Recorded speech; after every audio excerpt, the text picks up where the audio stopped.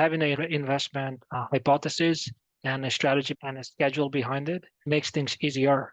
Typically, when you go to equity market, hey, I want to buy a domain. Hypothetically, I used to work in oil and gas, understand that the game. If I have some beliefs about some of these other companies, then I go buy their stock. I'm not an extremely risky person. So for me, I decided that I wanted to change the trajectory of my life.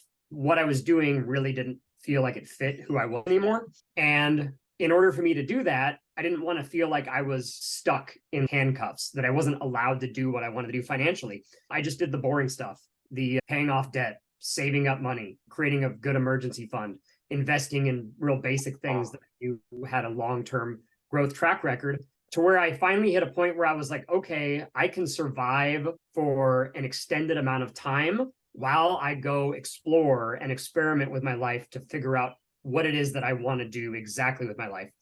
If things do hit the fan in the next 6 to 12 months, if you've done the groundwork to insulate yourself, it really doesn't matter what happens to the economy. Whether you're making a ton of money or not, if you've protected yourself and you've done the boring stuff to set yourself up, you got the cans of beans in the basement, okay?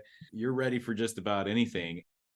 The best strategy for a business owner right now is to understand the practical use of business credit under your EIN, and understanding that there are lenders out there that will fund and lend you if you fit the right parameters of a business and you're structured right, you look good, the profitability structure of your business is there, and you can get off of the personal guaranteed loans. You can get onto commercial lines. You can get onto non-recourse funding. You can get onto asset-based funding.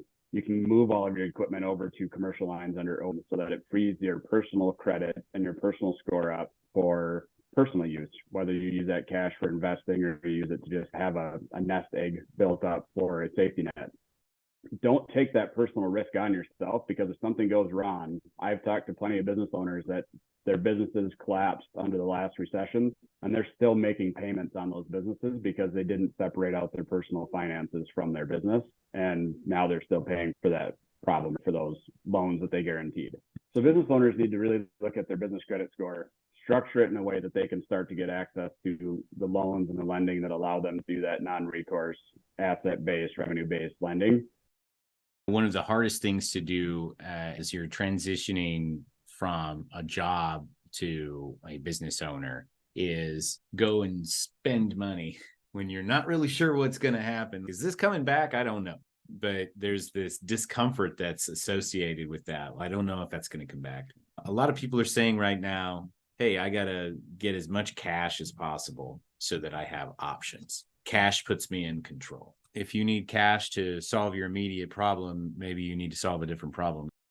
If you have a great opportunity and you're like, I'm going to expand to another location right now, the market's there, I'm going to buy another existing business that is a competitor that's not doing well in a different market or whatever, then that's a different conversation to have of, okay, do we look at private equity people like Shahir here and see if we can get some money for them to take a percentage of our company and then allow us to grow quicker? Do we see if we can get access to actual working capital that will allow us to do an acquisition and use some of the equity in our company in order to do that as well? So you really got to look at where you're at, what is your actual situation, and make really strong decisions based off of data and information that's available and not off of emotions. One of the easiest ways to invest in a recession is investing in yourself and investing in your SOPs, investing in your skills. It is significantly easier to make $10,000 than it is to save $10,000. So you can go and invest in assets. You can go and save and insulate and protect yourself.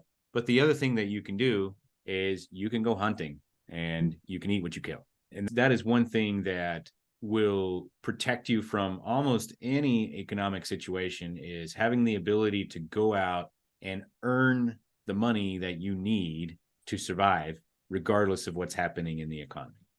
It doesn't matter what the economy does. The economy cannot take away our skills and knowledge. So the more skills and knowledge that you can build up, the more you can utilize those when the economy does take a downturn. So while people are scrambling, trying to figure out what the heck that there is that they're going to do, if you built up enough skills and knowledge, you're impenetrable to whatever the economy does, because you can take advantage of using those. A lot of people shy away from the budget conversation because they think it's meant to be restrictive. But as entrepreneurs and variable income earners, we get to establish our budget almost as a forecasting tool to say, this is where I would like to spend my money. This is where I would like to reinvest back into my business. Ask yourself, what changes do I need to make in my business in order to make that dream a reality? Do I need to hire more people? Do I need to outsource a role? Do I need to completely forego a leg of my business that's not giving me the return on investment I need? And more importantly, what are the financial implications of those changes in my business? Position yourself financially where you don't need that loan, but you get to leverage it and make sure that you're getting a higher return on that investment when you put it back into your business. Get yourself in a position so you can take advantage of that safely and not overburden yourself beforehand. Because if you buy a vehicle thinking it's going to help improve your sales and grow your sales, but you're not there yet, it's just going to bury you even further. So know your profit loss, know your income lines, know your baselines, and know where you need to be and when to grow and when to stay put and where you're at and stash aside. But always be smart about it. Prepare for the worst, but plan like you're in the best state of your life and run it like that. You don't have to be an expert on money. And I think that's one of the things you can do to protect yourself is invest in your education when it comes to money to learn some basic skills like budgeting, what good debt management looks like, basic investing, basic knowledge of what income taxes are, and also understanding like where you should be focusing your time when it comes to your money so that you can be the most profitable in what it is you're doing. And then go out and find the experts and hire them. We need to pick a side, or where do we focus our time? If we're solving for revenue, we don't have the time for cost, then we go reach out for help. In our time, yes, and there is something we call a doctor syndrome, right? All the doctors believe they can do everything, which is true, but the issue is the time. Sometimes it's how, sometimes it's not the how, it's the who.